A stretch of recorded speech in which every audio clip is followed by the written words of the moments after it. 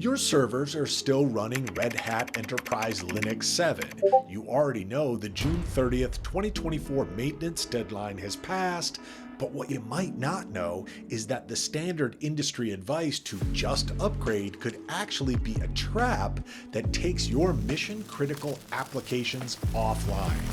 Hey everyone, Max here. Today, we're talking about the RHEL 7 end-of-life reality. We're going to uncover why the official upgrade paths frequently fail in production, why native extended support might drain your IT budget, and how you can actually secure your legacy infrastructure without forced migrations. Let's dive in. First, let's establish your current state. RHEL 7 is officially in its end-of-life phase.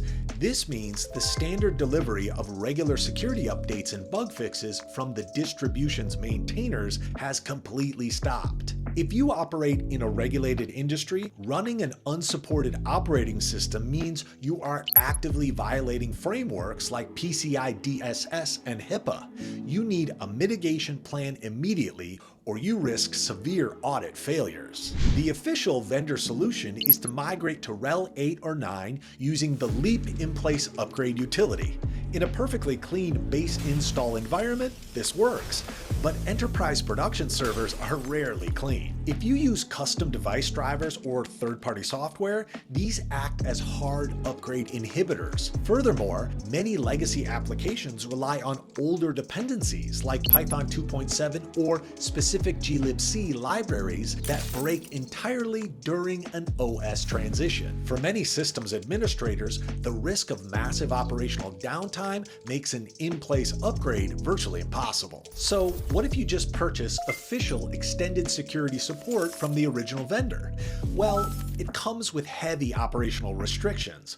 First, your system must be upgraded to exactly version 7.9 to even qualify. Second, it requires a premium add-on fee stacked on top of an already active baseline subscription. Additionally, official extended support offerings typically only cover important and critical vulnerabilities. It leaves moderate and low severity vulnerabilities unpatched. Finally, it's only a temporary delay that terminates entirely on May 31st, 2029. This is why many enterprises are abandoning the official pathways and turning to independent third-party extended support providers.